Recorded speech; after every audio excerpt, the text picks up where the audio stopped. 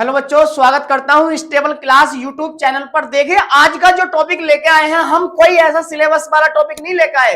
आज लेकर आए हैं 2026 का जो आपका पेपर होने वाला है हिंदी माध्यम वाले बच्चे के लिए फिजिक्स का, उसका कुछ ब्लू प्रिंट हम समझाने वाले हैं और आपके लिए एक लाइव पेपर भी बना के लाए हैं जिसमें बोर्ड परीक्षा पर आधारित बहुत ही इंपॉर्टेंट प्रश्न है। समझ में आ गई नहीं? चलिए स्टार्ट करते हैं बिना देरी करे। बेटा देखिए, ये मैं आपको पेपर दिखा देता हूं। ये है पेपर हमारा। देखिए, ये सभी क्वेश्चन इसमें हमने रखे हैं। ये सभी क्वेश्चन हमने रखे हैं। ये जितने भी क्वेश्चन हमने रखे हैं बेटा देखो ध्यान से सब बच्चे। अब मैं पहले इसको देखो, ये आपको समझ में आ गया, हम पेपर समझाने वाले हैं। चलिए मैं आपको एक चीज बताता हूं बेटा। यहां पे पहला आप ब्लूप्रिंट इसका समझ लीजिए कि बोर्ड परीक्षा का पेपर के मार्क्स यानी नंबर किस टाइप से बटे हुए हैं। तो देखिए मैं आपको बताता हूं। सबसे पहले होगा क्या, सबसे पहले आपको 6 MCQ आएंगे यानी विकल्पीय प्रश्न आएंगे। विकल्प कितने आएंगे? विकल्प 6 विकल्प आएंगे बेटा। यानी कितने नंबर के? एक एक नंबर के। तो 6 गुणा 1 बराबर नंबर हो गए आपके 6 मार्क्स। ये हो गए आपके 6 मार्क्स। फिर क्या आएंगे? 6 ही आपको आएंगे अति लघु। क्या आएंगे बेटा? एक लाइन में जिनका आंसर आ जाए अति लघु प्रश्न आएंगे। अति लघु है ना, अति लघु प्रश्न आएंगे। तो इसके जो मार्क्स होंगे ना आपके, प्रत्येक क्वेश्चन 1 मार्क्स का होगा। तो 6 गुणा 1 यानी ये भी मार्क्स हो गए आपके 6। अब एक बात देखो ध्यान से, इसके बाद क्या आना है आपके। फिर देखो, ये तो पहले क्वेश्चन में निपट गया, फर्स्ट क्वेश्चन में। ये दूसरे क्वेश्चन में निपट लिया है ना। फिर क्या काम होगा? तीसरे क्वेश्चन में आपको 4 क्वेश्चन आएंगे लघु आंसर। कौन से बेटा? लघु, लघु वाले। और ये 4 में 4 क्वेश्चन होंगे 2-2 मार्क्स के, यानी ये हो जाएंगे 8 नंबर। कितने हो जाएंगे बेटा? 8 नंबर। फिर 4 नंबर के क्वेश्चन में आपको मिलेंगे 5 क्वेश्चन 3-3 मार्क्स के। कितने मार्क्स के? 3-3 मार्क्स के। और ये होंगे दीर्घ। कौन से होंगे? दीर्घ, लॉन्ग आंसर जिनको बोल देंगे। क्या बोल देंगे? Long answer. तो 5 तिया कितने आएंगे क्वेश्चन? देखो ये 5 क्वेश्चन आएंगे कितने कितने मार्क्स के? 5 क्वेश्चन आएंगे दीर्घ वाले और 5 क्वेश्चन प्रत्येक इनमें से होगा 3-3 मार्क्स का। तो ये हो गए बेटा 15। कितने हो गए? 15। फिर 5वां क्वेश्चन आएगा आपका। 5वां क्वेश्चन क्या आएगा? देखो ध्यान से सुनो। 5वां क्वेश्चन, फिर 5 क्वेश्चन आएंगे, इसमें भी होंगे दीर्घ। कितने होंगे? कौन से होंगे? दीर्घ वाले। तो ये भी कितने मार्क्स के होंगे बेटा? 3-3 मार्क्स के। ये हो गए तुम्हारे 15। तो मतलब हमने ये देखा यहाँ पे क्या कि 5 क्वेश्चन 2 बार आएंगे दीर्घ वाले और 3-3 मार्क्स के होंगे। 15-15 मार्क्स बनेंगे इनसे। फिर छठा क्वेश्चन जो आएगा आपका वो होगा अति दीर्घ। कौन सा होगा? अति दीर्घ, जिसको वेरी लॉन्ग आंसर बोलते हैं, अति दीर्घ होगा। ठीक है। और ये वाला एक क्वेश्चन आएगा, ये एक है ना, इसके अथवा में आएगा, अथवा में, या एक क्वेश्चन आएगा अथवा में एक। समझ में आ गई? एक क्वेश्चन आएगा। और ये जो क्वेश्चन होगा, एक क्वेश्चन, वो 5 मार्क्स का होगा। तो बेटा आएगा 5। फिर क्या होगा? 7वां क्वेश्चन, इसमें भी एक अति दीर्घ आएगा। कौन सा आएगा? अति दीर्घ। अति दीर्घ आएगा, है ना, अति दीर्घ। और ये वाला इसके अथवा में आएगा, एक अथवा में आएगा। तो या तो ऊपर वाला कर लो या नीचे वाला कर लो, है ना। और इसका भी कितना होगा? 1 गुणा 5, ये हो गया तुम्हारा 5। ठीक। अब देखो ध्यान से, फिर 8वां क्वेश्चन आएगा। 8वें क्वेश्चन में क्या होगा? 8वें क्वेश्चन में एक और दीर्घ आएगा, एक अति दीर्घ, अति दीर्घ। और इसके मार्क्स भी कितने होंगे? 5। तो ये 5 हो गए। फिर अथवा में भी इसके एक मिलेगा बेटा। ठीक। फिर 9वां क्वेश्चन आएगा, एक अति दीर्घ, अति दीर्घ। इसके भी मार्क्स होंगे 1 गुणा 5, यानी यो 5 नंबर का क्वेश्चन आएगा, इसके अथवा में भी मिलेगा। तो ओवरऑल जो हम पे टोटल मार्क्स आ गए कितने? टोटल मार्क्स, टोटल मार्किंग जो आ गई, टोटल मार्क्स वो कितने बने? वो देखो ध्यान से, वो बन गए आपके कितने? देखो 6 6 12, 6 और 6 12 और 8 20 15 और 15 30। तो 20 और 30 कितने होंगे? 50। और 55, 60, 65 और 70, पूरे 70 मार्क्स का ये पेपर आपका बन गया है। अब याद रखेंगे, मैं आपको थोड़ा सा अनुभव के आधार पर मैं ये बता देता हूं कि इन 70 मार्क्स में से लगभग लगभग लगभग लगभग 45 नंबर की आती है तुम्हारी सेकंड फिजिक्स। 45 ना भी ना आए, लगभग 40 मार्क्स की आती है आपकी सेकंड वाली फिजिक्स, सेकंड फिजिक्स, ठीक है ना।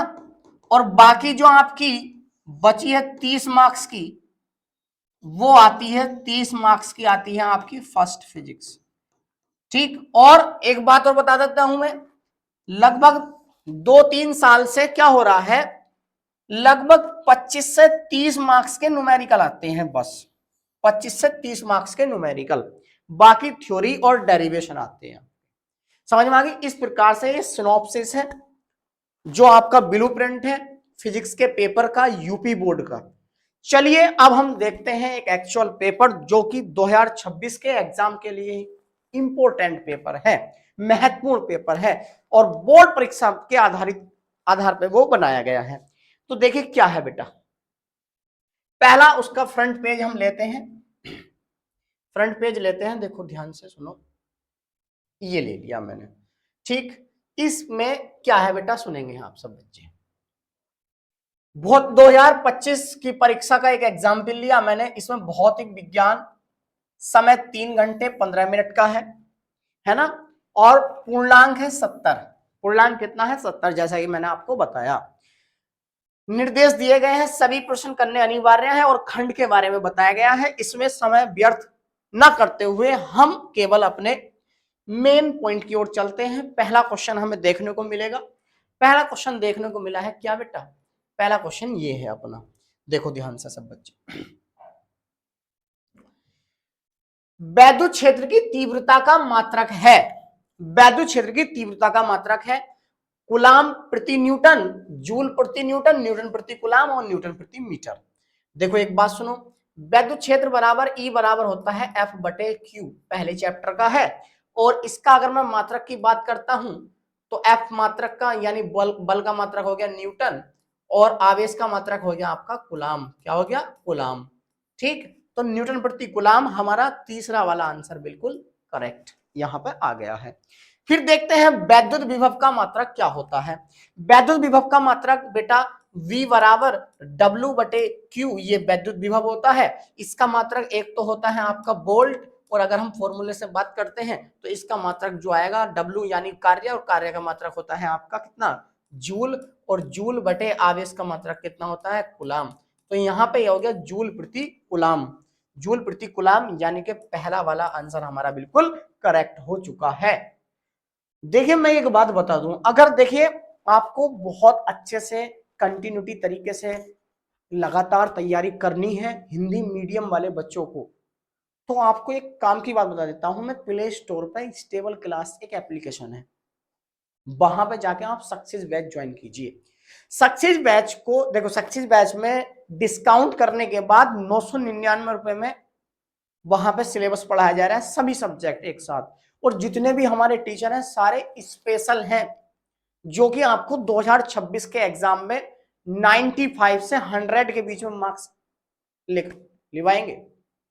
इतना ऐसा पढ़ा देंगे कि आपका मन खुश कर देंगे कि आपके जो 999 रुपए जा रहे हैं ना, ये समझेंगे आप कि सर जी दुगने ले लो और दोबारा ऐसा पढ़ा दो। समझ में आ गई। तो देखो ध्यान से बेटा मैं बता देता हूं, चलिए अगला क्वेश्चन देखते हैं। अगला क्या है, चुंबकीय आघूर्ण का मात्रक क्या होता है, चुंबकीय आघूर्ण। तो बेटा चुंबकीय आघूर्ण बराबर M, फॉर्मूला होता है M बराबर I गुणा A, है ना, I गुणा A। I क्या है, I वो है एम्पियर, क्या है बेटा एम्पियर, और A क्या है क्षेत्रफल, तो क्षेत्रफल का मात्रक क्या होता है मीटर स्क्वायर। तो एम्पियर मीटर स्क्वायर चेक कर लो कौन सा आंसर है, एम्पियर मीटर स्क्वायर बेटा सेकंड वाला आंसर है और बिल्कुल करेक्ट है, ठीक है। लेंज का नियम संरक्षण पर आधारित है, किसके, वो याद रखेंगे, वो याद रखने वाली बात है, क्या ऊर्जा के संरक्षण पर आधारित है। लेंज का नियम संरक्षण पर आधारित है ऊर्जा के, वो कैसे मैं बता देता हूं आपको, ध्यान सुनो। लेंज का नियम ये कहता है कि किसी कुंडली में उत्पन्न प्रेरित विद्युत वाहक बल और प्रेरित विद्युत धारा की दिशा सदैव ऐसी होती है वह उसी कारण का विरोध करती है जिससे वह स्वयं उत्पन्न होती है। तो याद रखना, किसी कुंडली में प्रेरित विद्युत धारा उत्पन्न करने के लिए हमें कुछ यांत्रिक कार्य करना पड़ता है, वही यांत्रिक कार्य विद्युत ऊर्जा के रूप में बदल जाता है। तो बेटा यहाँ पे जो संरक्षित हुई है वो कौन सी ऊर्जा हुई है? ऊर्जा। वो क्या हुई है? वो ऊर्जा संरक्षित हुई है। चलिए आगे देखते हैं, अगला क्वेश्चन क्या है। एक प्रत्यावर्ती धारा परिपथ में 8 ओम का प्रतिरोध यानी आर बराबर आएगा, हमसे कितना पूछा गया? 8 ओम, ठीक है, तथा 6 ओम प्रतिघात मतलब एक्सएल प्रेरकत्व का एक्सएल बराबर दे रखा है 6 ओम, ठीक है। श्रेणी क्रम में लगे हैं परिपथ की प्रतिबाधा क्या होगी? तो परिपथ के प्रतिबाधा का फॉर्मूला जेड बराबर होता है अंडर रूट कितना? एक्सएल माइनस के एक्ससी का होल स्क्वायर प्लस के आर का स्क्वायर। बेटा यहाँ पे धारितीय प्रतिघात नहीं है तो एक्सी का मान कितना रख लिया मैंने? 0। तो जेड बराबर कितना आएगा मेरे भाइयों? वो आएगा एक्सएल का मान कितना? 6 माइनस एक्सी का मान 0, इसका स्क्वायर कर देंगे और आर का कर देंगे स्क्वायर यानी 8 का स्क्वायर। तो बेटा यहाँ पे बता देंगे मुझे, अगर आपकी समझ में आ गया तो 6 में से 0 का 6 बचेंगे, 6 का स्क्वायर 36 हो गया बेटा, और 8 का स्क्वायर हो गया 64। बोलो स्टेबल क्लास की जय। और 36 और 64 कितने हो गए बेटा? 100, और 100 का कितना आ गया बेटा? 10 ओम प्रतिबाधा आ गई। कितने ओम प्रतिबाधा आ गई? 10 ओम। तो दूसरा वाला हमारा आंसर बिल्कुल करेक्ट हो गया है। आगे पढ़ते हैं। विद्युत आवेश एक छोटे आयतन में एक समान रूप से वितरित है, बिल्कुल ठीक है। 2 सेंटीमीटर त्रिज्या के गोलीय पृष्ठ से कुल आवेश को घेरते हुए विद्युत क्षेत्र का फ्लक्स 10 वोल्ट प्रति मीटर है। 4 सेंटीमीटर त्रिज्या के गोलीय पृष्ठ पर फ्लक्स क्या होगा? बिल्कुल सेम होगा।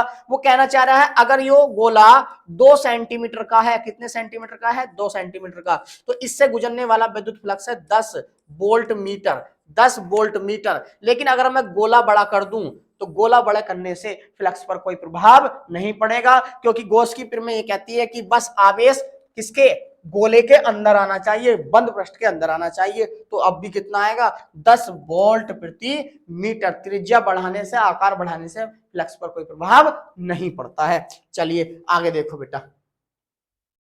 एक चालक पर देखो खंड ब है, एक चालक पर 2.4 गुणा 10 की घात -10 कूलाम धनात्मक आवेश है। बताइए कि इस चालक पर कितने इलेक्ट्रॉनों की कमी या अधिकता होगी? बेटा धनात्मक आवेश है, धनात्मक आवेश तब आता है जब इलेक्ट्रॉनों की कमी होती है। क्या होती है?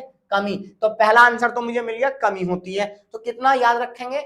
अब इसमें फॉर्मूला क्या लगा देंगे? क्यू का मान दे रखा है इसमें, कितना क्यू का मान दे रखा है आपको? 2.4 गुणा 10 की घात -10 कूलाम, ये दे रखा है ना। एन का मान निकालना, तो फॉर्मूला लगा देंगे क्यू बराबर एन ई, ठीक है। क्यू का मान रख देंगे, एन का मान निकालना है, ई का मान 1.6 10 की पावर -19 कूलाम।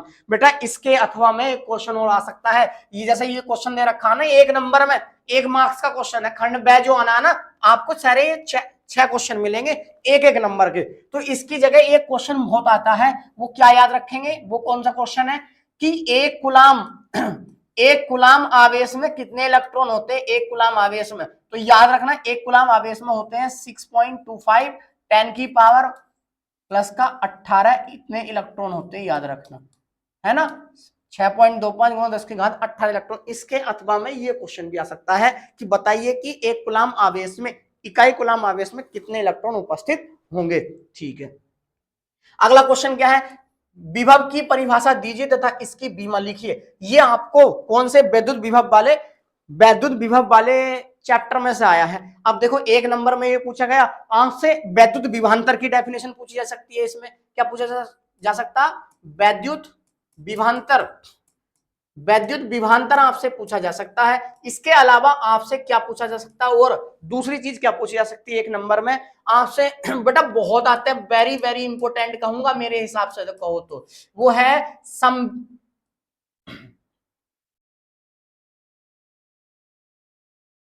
समविभव पृष्ठ, क्या बोलते हैं उसको? समविभव पृष्ठ। इसकी परिभाषा बहुत आती है। समविभव पृष्ठ क्या होता है मैं आपको बता दूं, एक ऐसा पृष्ठ विद्युत क्षेत्र में, एक ऐसा पृष्ठ जिसके सभी बिंदुओं पर विद्युत आवेश, वो विद्युत विभव क्या हो? समान हो। समविभव पृष्ठ की परिभाषा पूछ सकता है। विभव प्रवणता आपसे पूछ सकता है, विभव प्रवणता भी बेटा क्या पूछ सकता है? विभव प्रवणता की परिभाषा, एक एक नंबर का सवाल है आपसे। इसमें यह पूछ सकता है विद्युत धारिता, सॉरी विद्युत क्षेत्र की तीव्रता ई और विभव प्रवणता में क्या संबंध है, डीवी अपॉन डी आर, ये वाला संबंध है इस टाइप का, ये पूछ सकता है, लिखिए संबंध लिखने को पूछ सकता है, ठीक है ना। ये परिभाषाएं हो गई, इसमें इसकी जगह ये पूछ सकता है। फिर देखिए एक इलेक्ट्रॉन 500 वोल्ट के विभवांतर से त्वरित किया जाता है, वह कितनी कितनी ऊर्जा प्राप्त कर लेगा, वह कितनी ऊर्जा प्राप्त कर लेगा। तो ये भी इसी चैप्टर से आपने पढ़ा होगा, के बराबर क्यूबी, जिसको बोला जाता है इलेक्ट्रॉन वोल्ट। क्या बोला जाता है, इलेक्ट्रॉन वोल्ट की परिभाषा, इलेक्ट्रॉन वोल्ट की परिभाषा में ये आता है। तो के बराबर इलेक्ट्रॉन, एक इलेक्ट्रॉन इतने वोल्ट से त्वरित होता है, क्यू का मान कितना 500 और वोल्टेज कितना है, सॉरी क्यू का मान क्यू का मान इलेक्ट्रॉन का आवेश कितना होता है 1.6 इंटू 10 की घात माइनस के 19 और वोल्टेज कितना दे रखा है इसमें 500, तो गुणा करके जो आंसर आएगा। अच्छा अगर यहाँ पे कुछ इसमें दे रखा ऊर्जा प्राप्त कर लेता है, इसमें आपसे ये भी पूछ सकता है कितना वेग प्राप्त कर लेगा। तो जैसे हमने देखो गतिज ऊर्जा यहाँ से निकाल ली गुणा करके, है ना, जैसी गतिज ऊर्जा मैंने गुणा करके निकाली और गतिज ऊर्जा का फॉर्मूला लगा दूंगा मैं 1/2 mv², तो के यहां से निकल जाएगी, देखो यहां से द्रव्यमान हम इलेक्ट्रॉन का जानते ही हैं, तो v का मान यानी वेग का मान इलेक्ट्रॉन का निकल सकता है। चाल कितनी प्राप्त कर लेगा, चाल भी इसी को बोल सकते हैं हम, ठीक है। अगला क्वेश्चन देखो ध्यान से सब बच्चे, घ बराबर घ क्वेश्चन क्या है, वैद्युत क्षेत्र की तीव्रता की परिभाषा तथा इसका मात्रक लिखिए। वैद्युत क्षेत्र की तीव्रता की परिभाषा हमने बताया था क्या, एकांक वैद्युत क्षेत्र में स्थित किसी आवेश पर लगने वाला वैद्युत बल ही क्या कहलाता है आपका, एकांक आवेश पर लगने वाला वैद्युत बल ही क्या कहलाता है, वैद्युत क्षेत्र की तीव्रता कहलाता है। तो इसका फॉर्मूला होता है E बराबर एफ अपॉन क्यू नोट, क्या होता है एफ अपॉन क्यू नोट, और इसका मात्रक क्या आता है बेटा न्यूटन प्रति कूलाम, या आप यहां से भी इसका मात्रक निकाल सकते हैं इस वाले फॉर्मूले से वोल्ट प्रति मीटर। तो एकांक आवेश पर लगने वाला वैद्युत बल, वैद्युत क्षेत्र के अंदर जब कोई एकांक आवेश रखा जाता है तो उसमें कितना बल लगता है उसको वैद्युत क्षेत्र की तीव्रता कहते हैं। याद रखना इस चैप्टर से आपसे और क्या पूछा जा सकता है, परिभाषा एक नंबर में वो पूछी जा सकती है आपसे, द्विध्रुव, वैद्युत द्विध्रुव की परिभाषा पूछी जा सकती है, वैद्युत द्विध्रुव और द्विध्रुव आघूर्ण, और द्विध्रुव आघूर्ण ये भी पूछा जा सकता है बेटा आपसे, द्विध्रुव आघूर्ण, ठीक है, ये द्विध्रुव आघूर्ण पूछा जा सकता है आपसे, ठीक है। संधारित्र की धारिता की परिभाषा, संधारित्र की धारिता की परिभाषा C बराबर Q अपॉन V, है ना, ये पूछा जाएगा। और याद रखना इस चैप्टर से एक नंबर में आपसे पूछा जा सकता है संधारित्र को बनाने का क्या सिद्धांत है, वो आपसे पूछा जा सकता है एक नंबर में। मैक्सवेल के विद्युत चुंबकीय तरंग सिद्धांत की व्याख्या कीजिए। मैक्सवेल ने ये कहा था कि जब किसी परिपथ में विद्युत धारा में बार बार परिवर्तन किया जाता है, वाइब्रेशन किया जाता है, तो क्या होता है वहां पे वैद्युत क्षेत्र और चुंबक क्षेत्र एक दूसरे के लंबवत गति करने लगते हैं।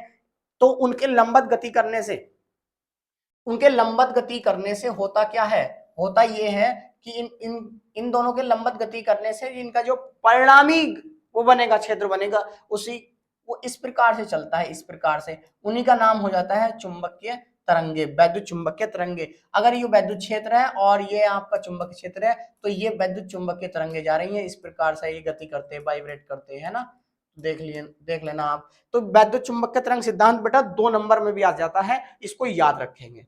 चलिए आगे ध्यान सुनिए, अगला क्वेश्चन स्टार्ट करते हैं खंड से। खंड से में 2-2 मार्क्स के क्वेश्चन आएंगे, कितने 4 क्वेश्चन आएंगे 2-2 मार्क्स के। देखो इसमें दे रखे कै ख ग घ, ये 4 क्वेश्चन आएंगे 2-2 मार्क्स के। इसमें क्या है, एक अनंत लंबाई के एक समान आवेशित सीधे तार के निकट आवेश घनत्व 10 × 10 की घात माइनस के 8 कूलाम मीटर है। तार सेंटीमीटर दूर उत्पन्न वैद्युत क्षेत्र की तीव्रता क्या होगी। तो इसमें कितने सेंटीमीटर दूर ये नहीं दे रखा, ध्यान सुन लेना, 2 सेंटीमीटर दूर, तार से 2 सेंटीमीटर दूर उत्पन्न वैद्युत क्षेत्र की तीव्रता ज्ञात कीजिए। मतलब ये है हमें कि समझना है। तो एक बात बताओ, अगर मुझे ये दे रखा है तो बेटा ये दे रखा लैम्डा का मान, रेखीय आवेश घनत्व बोलते हैं लैम्डा को, 10 की × 10 घात माइनस के 8 कूलाम प्रति मीटर, और आर बराबर कितना 2 सेंटीमीटर, तो 2 × 10 की घात माइनस के 2 मीटर। इसमें वैद्युत क्षेत्र की तीव्रता निकालनी है। E बराबर फॉर्मूला जाएगा 1/4πε0 2 लैम्डा बटे में R। ये किस फॉर्मूले पर आधारित है, ये इस फॉर्मूले पर आधारित है बेटा, जैसे धनावेशित आवेश तार होता है ना, इसके सिलेंडर बना लेते हैं हम, और आर दूरी पर जो विद्युत क्षेत्र की तीव्रता निकलती ई बराबर 1/2 pi epsilon naught lambda upon R. 2 से ऊपर मल्टीप्लाई करते हैं, 2 से नीचे तो नीचे आ जाता है यो। इस फॉर्मूले से यूज करके हम ई का मान निकाल सकते हैं। यहाँ पे एक वो भी आ सकता है कि एक समतल चादर के निकट विद्युत क्षेत्र की तीव्रता ई बराबर सिग्मा अपॉन 2 एप्सिलॉन नॉट। इस वाले फॉर्मूले से भी आपको सवाल पूछा जा सकता है। अगला क्वेश्चन है, वैद्युत ध्रुव के कारण निरक्षीय स्थिति अनुप्रस्थ स्थिति में किसी बिंदु पर विद्युत क्षेत्र की तीव्रता का व्यंजक प्राप्त कीजिए। वो कितना आता है, देखो चित्र इसका ऐसा बनता है, पहले चैप्टर का है। देखो जैसे ये वैद्युत ध्रुव हो गया, आपने सीखा होगा, इसकी निरक्षीय स्थिति में आर दूरी पर एक बिंदु पी है ना, इस पे आर दूरी पर एक बिंदु पी है, ये माइनस का क्यू है, ये आपका प्लस का क्यू है, आगे की ओर ई बन गई और नीचे की गई E2। तो यहाँ पे जो रिजल्टेंट निकल कर आता है निरक्षीय स्थिति में, वो आता है आपका E बराबर 1/4 pi epsilon naught 2p upon में R cube, sorry p upon में आर क्यूब, p अपॉन में आर क्यूब। ये फॉर्मूला आपको प्रूफ करना होता है ना। ये 3 मार्क्स का भी आ सकता है, हालांकि यहाँ पे 2 नंबर का आ गया। अक्षय स्थिति में पूछा जा सकता, अक्षय स्थिति में कितना फॉर्मूला आता है, ये वाला E बराबर 1/4 pi epsilon naught 2p upon में आर क्यूब। ये फॉर्मूला अक्षय स्थिति में ऐसा आ सकता है। ठीक है बेटा।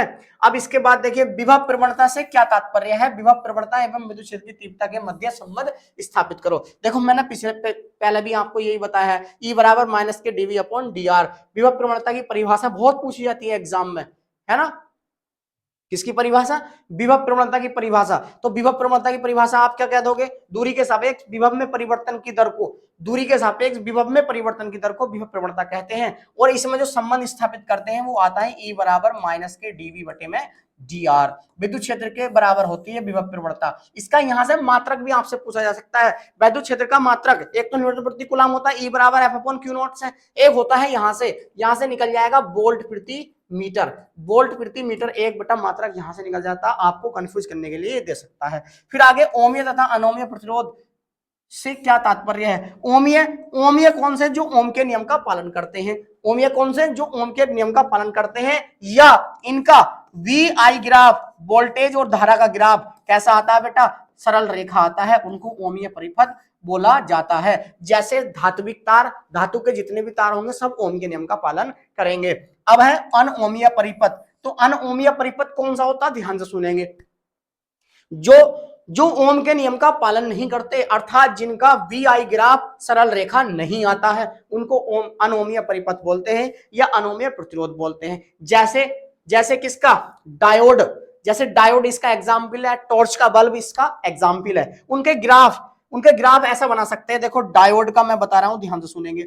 डायोड का ग्राफ इस टाइप से ग्राफ बनता है, या टॉर्च के बल्ब का भी इस प्रकार से ग्राफ बन जाता है। देखो ध्यान से, ठीक है। तो ये हो गए ओमीय परिपथ और अनोमीय परिपथ। अनोमीय परिपथ के लिए वोल्टेज और धारा के बीच के ग्राफ मैंने खींच दिया, स्ट्रेट लाइन नहीं आएगी। फिर एक गत्यात्मक प्रतिरोध क्या कहलाता है, गत्यात्मक प्रतिरोध क्या कहलाता है, तो ध्यान सुनो।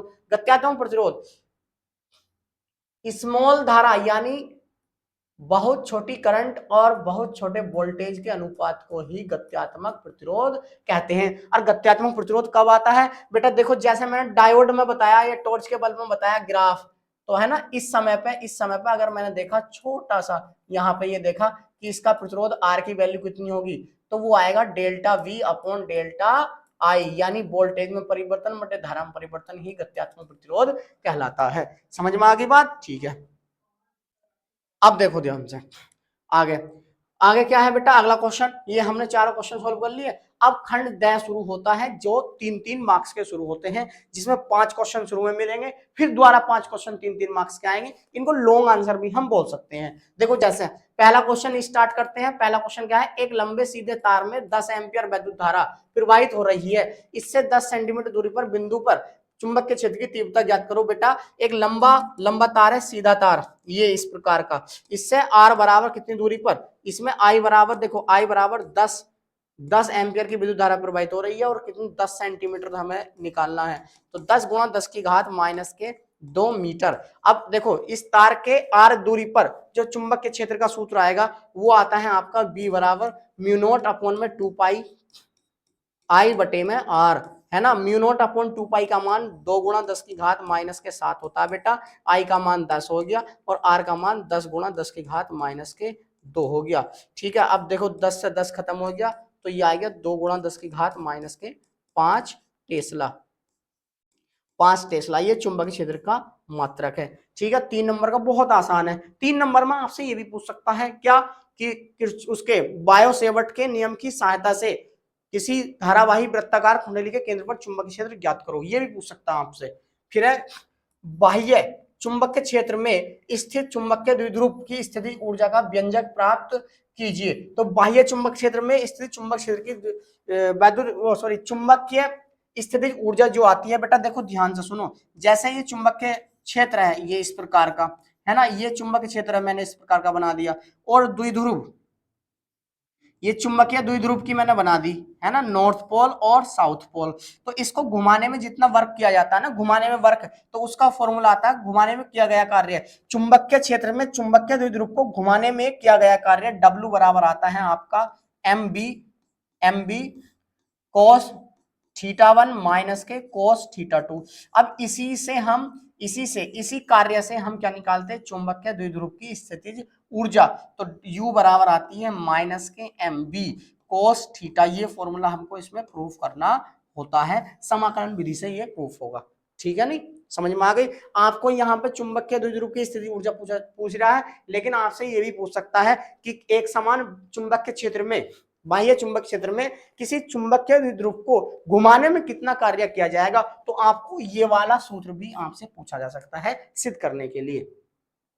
फिर चुंबकत्व की परमाणुीय मॉडल के आधार पर अनुचुंबकत्व की व्याख्या कीजिए। अनुचुंबकन का गुण किसमें पाया जाता है, प्रतिचुंबकन, अनुचुंबकन और लोह चुंबकन, इसमें गुण किसमें पाया जाता है। तो याद रखना, अनुचुंबकीय पदार्थ वे होते हैं जिनमें उपस्थित अयुग्मित इलेक्ट्रॉन होते हैं और उनका कुल चुंबकीय आघूर्ण शून्य होता है। लेकिन जब उनको बाह्य चुंबक क्षेत्र में रखा जाता है तो क्या होते हैं, जैसे ये अनुचुंबकीय पदार्थ है तो इनके चुंबकीय आघूर्ण एक ही दिशा में अलाइन हो जाते हैं, एक ही दिशा में संरेखित हो जाते हैं, जिसका इनका कुल चुंबकीय आघूर्ण शून्य नहीं होता और इनके द्वारा जो इसके अंदर चुंबक क्षेत्र बनेगा वो बाह्य चुंबक क्षेत्र की दिशा में ही हो जाएगा।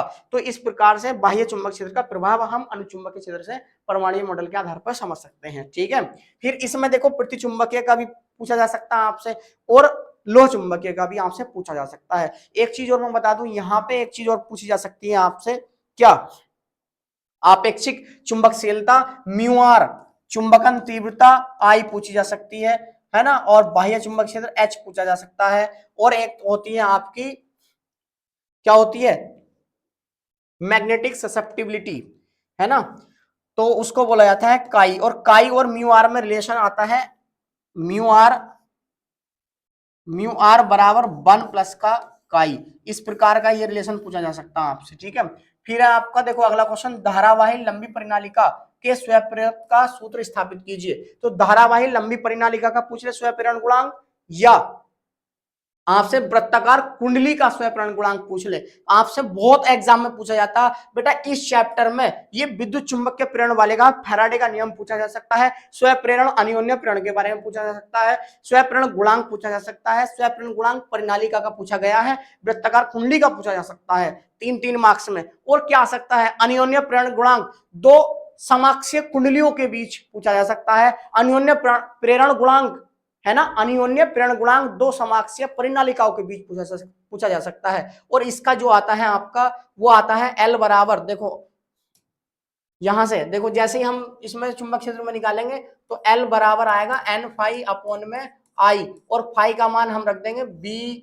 फाई बराबर B गुणा A से। ठीक है, नहीं, हेनरी इसका मात्रक होता है, ये हम सिद्ध कर सकते हैं। फिर है वैद्युत चुंबकीय प्रेरण क्या होता है। देखो क्या होता है, जब किसी कुंडली और क्षण चुंबक के बीच में सापेक्ष गति कराई जाती है तो उसमें एक विद्युत वाहक बल उत्पन्न होता है, जिसके कारण चुंबक, देखो जब किसी कुंडली और क्षण चुंबक के बीच सापेक्ष गति कराई जाती है तो सापेक्ष गति कराने से क्या होगा, चुंबकीय फ्लक्स में परिवर्तन होगा, और चुंबकीय फ्लक्स में परिवर्तन के कारण वहां पे एक विद्युत धारा प्रवाहित हो जाएगी, जिसको बोलेंगे प्रेरित विद्युत धारा, और इस पूरी घटना को बोल दिया जाएगा विद्युत चुंबकीय प्रेरण बोल दिया जाएगा।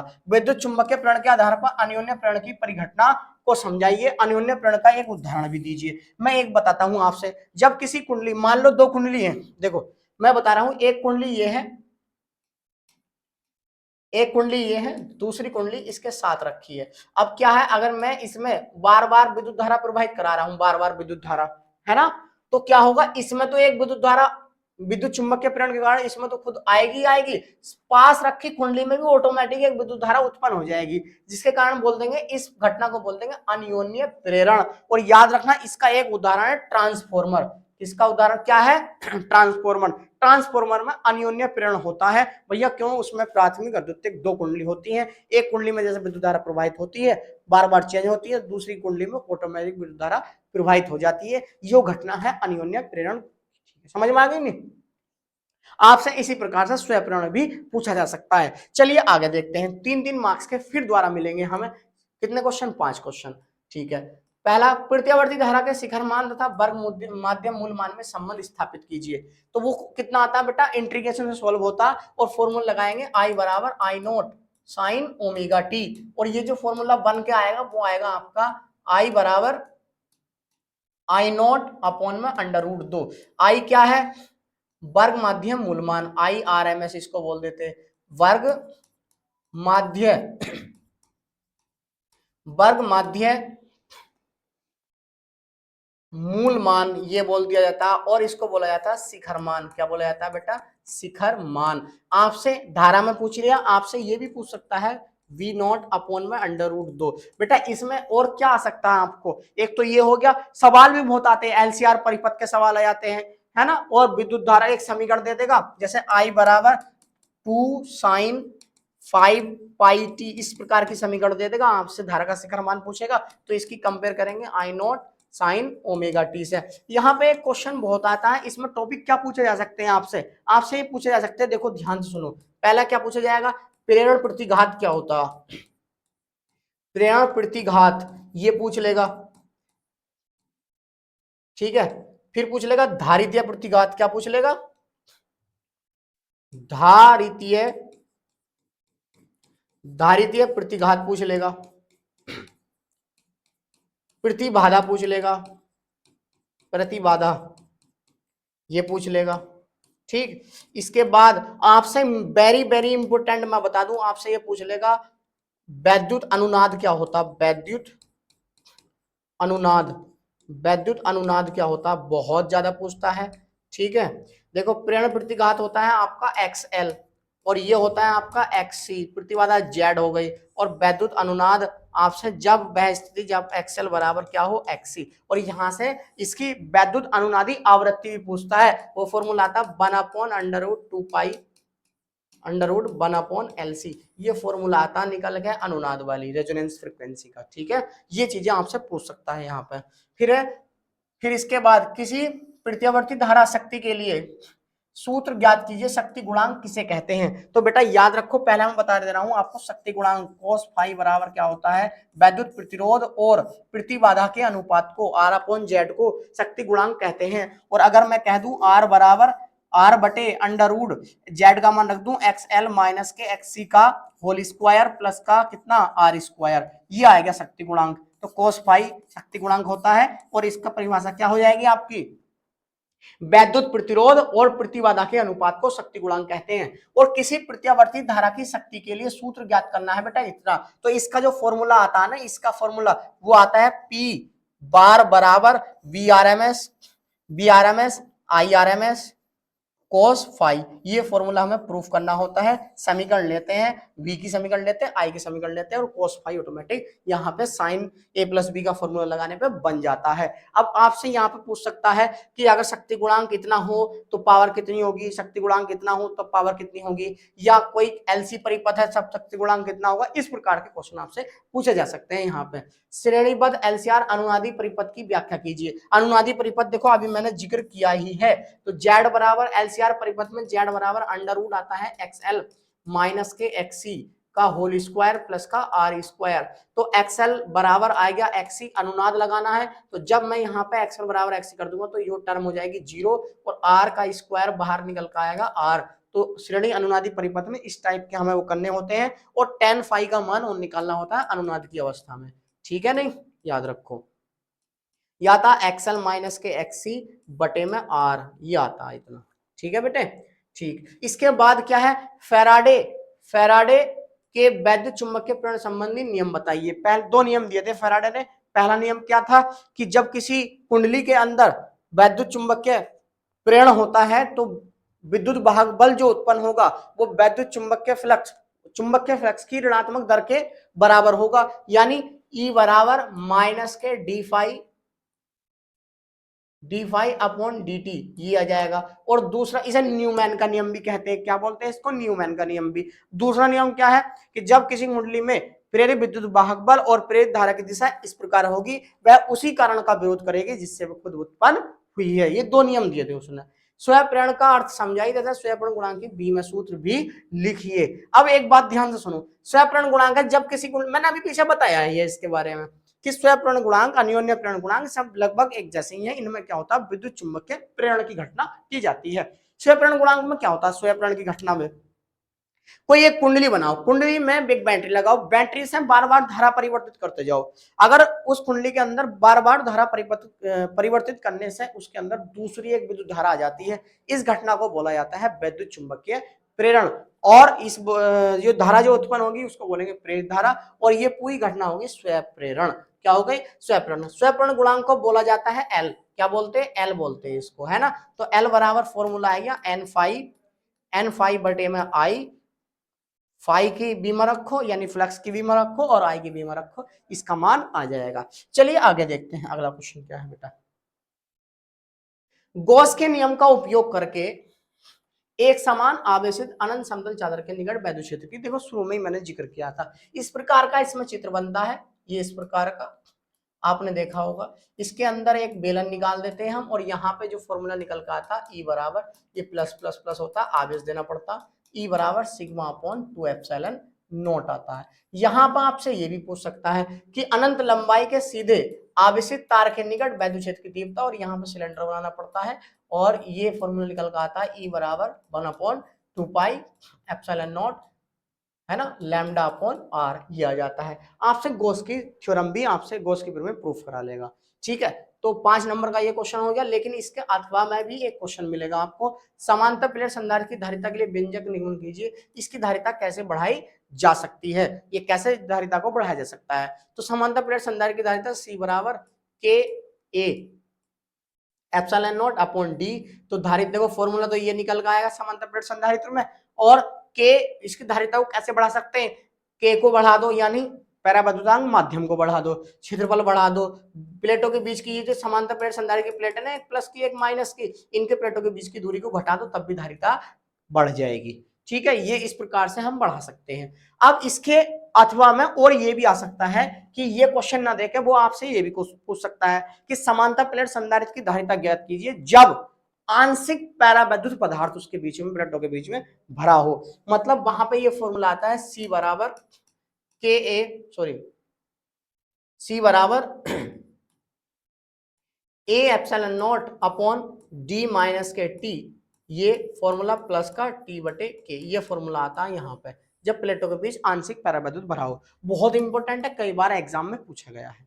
अगला क्वेश्चन देखो, 7वां क्वेश्चन क्या है, मुक्त इलेक्ट्रॉनों के अनुगमन वेग से आप क्या समझते हैं, इलेक्ट्रॉन अनुगमन वेग के सिद्धांत के द्वारा ओम के नियम की व्याख्या कीजिए। मैं इलेक्ट्रॉनों को प्राप्त अनुगमन वेग की परिभाषा में बता रहा हूं। इलेक्ट्रॉनों को प्राप्त वह नियत सूक्ष्म वेग जो इलेक्ट्रॉनों को एक दिशीय गति प्रदान करता है उसको बोलते हैं अनुगमन वेग। इसको वीडी से प्रदर्शित करते हैं। कभी कभी आपसे ओम के नियम का निगमन ना करा के विद्युत धारा और अनुगमन वेग में संबंध पूछ लेता है। वो आई बराबर कितना आता है, NEA/BD। इसके आधार पे हमें क्या काम करना होगा, I बराबर NEA/BD लगा के इलेक्ट्रॉनों के अनुगमन वेग के सिद्धांत के आधार पर हमको निगमन करना होगा ओम का नियम। तो लास्ट में टर्म ये बनती है, इसमें जब हम निगमन करते हैं V अपॉन I बराबर ML अपॉन में NE²A2, ये वाले फॉर्मूले लगाएंगे और जब इसका मान रख देंगे R तो V अपॉन I बराबर R हो जाएगा। इसी को ओम का नियम बोला जाता है। ठीक है बेटा,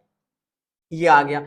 धारावाही चालक के कारण उत्पन्न, अथवा में क्या आएगा, धारावाही चालक तार के कारण उत्पन्न चुंबक क्षेत्र से संबंधित बायोसेवर्ट के नियम की व्याख्या कीजिए। बायोसेवर्ट के नियम के समीकरण से निर्वात में चुंबकशीलता का मात्रक एवं विमीय समीकरण निकालिए। तो एक बात मैं बता दूं, आपसे ध्यान सुनेंगे। बायोसेवर्ट ने क्या बताया था, किसी धारावाही चालक तार के अल्पलांश डीएल द्वारा जो आर दूरी पर चुंबक क्षेत्र आएगा वो आएगा डीबी बराबर म्यू नॉट अपॉन में 4 pi I dl sine theta upon R square. ये बायोसेवर्ट के नियम द्वारा है। ठीक है, अब इसमें देखो निर्वात में विद्युत क्षेत्र की जो चुंबकशीलता है ये वाली, इसका मात्रक निकालना है। तो बेटा इसका मात्रक क्या होगा, न्यूटन प्रति एम्पियर। आर स्क्वायर इधर पहुंचा देंगे, या डीएल के मात्रक से आर का मात्रक काट लेंगे, आई का मात्रक एम्पियर है। तो ओवरऑल कैसे देखो घूम के कितना आएगा, यहाँ पे मैं ऐसे बता देता हूँ। म्यू नॉट का मात्रक आ जाएगा आपका न्यूटन प्रति एम्पियर मीटर, तो हो गया इसका चुंबकीय क्षेत्र का गुणा, फिर नीचे से आएगा इधर मीटर। ठीक है, और बटे में आएगा आपका एम्पियर, तो बचा इधर म्यू। तो ये आएगा तुम्हारा मीटर से मीटर खत्म, न्यूटन प्रति एम्पियर स्क्वायर ये आएगा। इसकी बीमा भी हम देख सकते हैं। देखो बीमा मैं यहाँ पे लिख दे रहा हूँ, कितनी आएगी बीमा, वो आएगी तुम्हारी MLT माइनस के 2, तो ये हो गई, और एम्पियर का स्क्वायर ये हो गया। तो ये आएगा तुम्हारा MLT माइनस 2 ए की पावर माइनस के 2। ठीक है ना, ये म्यू नॉट की बीमा हो गई। अब एक बात और बता देता हूँ, कभी कभी आपसे यहाँ पे ये ना पूछ के आपसे ये पूछेगा कि निर्वात की विद्युतशीलता और निर्वात की चुंबकशीलता, इन दोनों में रिलेशन बताओ, क्या संबंध है इन दोनों में। तो आपको याद रखना होगा म्यू, इन दोनों में जो संबंध आता है वो ये आता है C बराबर प्रकाश की चाल बटे under root mu naught epsilon naught. इन दोनों का सहारा लेकर म्यू नॉट की बीमा रखो, एप्सिलॉन नॉट की C की बीमा पूछ लेता है, या आपसे मात्रक पूछ लेता है। समझ में आ गई, ये क्वेश्चन आपसे पूछा जा सकता है। चलिए आगे क्वेश्चन देखिए, अगला क्वेश्चन क्या है। 8वां क्वेश्चन है आपका, एम्पियर का परिपथीय नियम। एम्पियर के परिपथीय नियम का उपयोग करके एक अनंत लंबाई के सीधे धारावाही चालक तार के कारण उत्पन्न चुंबक क्षेत्र का सूत्र स्थापित कीजिए। एम्पियर का परिपथीय नियम बहुत इंपॉर्टेंट है। जैसे कि इसमें देखो एक बात बताऊं मैं, क्या है important, B dot DL. Ampere का परिपथीय नियम है बी डॉट डीएल, चुंबकीय क्षेत्र प्रेरण का रेखीय समाकलन किसके बराबर होता है, म्यू नॉट गुणा आई के बराबर होता है। किसी परिपथ में बहने वाली धारा का म्यू नॉट गुना होता है ना। ठीक है, तो ये एम्पियर का परिपथीय नियम हो गया। इसकी हेल्प से अनंत लंबाई के सीधे धारावाही चालक के कारण यहाँ पे जो चुंबक क्षेत्र आएगा वो आता है बी बराबर म्यू नॉट अपॉन में 2 पाई आई अपॉन में आर। इसकी हेल्प से ये सिद्ध होता है। लेकिन मैं इससे भी इंपॉर्टेंट आपको क्वेश्चन ये बताता हूँ, वो पूछता एम्पियर का परिपथीय नियम क्या है। एम्पियर के परिपथीय नियम की सहायता से किसी लंबी एक परिनालिका के भीतर चुंबकीय क्षेत्र स्थापित कीजिए। उसमें 4 इंटीग्रेशन बनते हैं और वहां पे आता है बी बराबर म्यू नॉट एन आई, ये फॉर्मूला बनकर आता है, या यहाँ पे इसको हम कह सकते हैं mu not an I upon में एल। ये परिनालिका के भीतर चुंबक क्षेत्र है, एम्पियर के परिपथीय नियम से कई बार पूछा गया है, इंपॉर्टेंट से इंपॉर्टेंट है। ठीक है, अगला क्वेश्चन देखेंगे। इसके अथवा में क्या आया, विद्युत चुंबकीय प्रेरण संबंधी लेंज के नियम का उल्लेख कीजिए, यह किस राशि के नियम पर आधारित है। लेंज का नियम क्या है, वही है कि जब किसी कुंडली में विद्युत चुंबकीय फ्लक्स में परिवर्तन होता है तो वहां पर जो प्रेरित विद्युत धारा होगी और प्रेरित विद्युत भागबल है वो उसी को विरोध करेंगे जिससे वह स्वयं खुद उत्पन्न हुए हैं। और ऊर्जा संरक्षण पर कैसे आधारित होता है ये, या किस राशि संरक्षण पर आधारित है, ये ऊर्जा के संरक्षण पर आधारित है। बहुत छोटा क्वेश्चन है, इसमें 5 नंबर का आना नहीं चाहिए था। फिर क्या है, ट्रांसफॉर्मर की रचना कार्यविधि का वर्णन कीजिए, इसमें पटलित लोहे के रॉड का क्या महत्व है। देखो एक बात ध्यान से सुनो, मैं बताता हूं आपसे। ट्रांसफॉर्मर अपने आप में एक अच्छा टॉपिक है, इसको आप जरूर याद करके जाएं, बहुत ज्यादा इंपॉर्टेंट है, हर साल एग्जाम में पूछा जाता है। ट्रांसफॉर्मर एक ऐसी युक्ति है जो किसी उच्च प्रत्यावर्ती धारा को निम्न प्रत्यावर्ती धारा में बदल देती है, या निम्न प्रत्यावर्ती वोल्टेज को उच्च प्रत्यावर्ती वोल्टेज में बदल देता है। तो इसके दो प्रकार होते हैं, ऊंचाई और अपचाई। जब आप इसकी कंस्ट्रक्शन पढ़ोगे, ऊंचाई और अपचाई में क्या पता लगेगा आपको, कौन सा मतलब हाई वोल्टेज को लो में बदलता है और लो वोल्टेज को हाई में बदलता है। यहाँ पे जो कुंडली होती है, 2 प्रकार की कुंडली होती है, प्राथमिक कुंडली और द्वितीय कुंडली, है ना। अन्योन्य प्रेरण पर घटना पर आधारित है।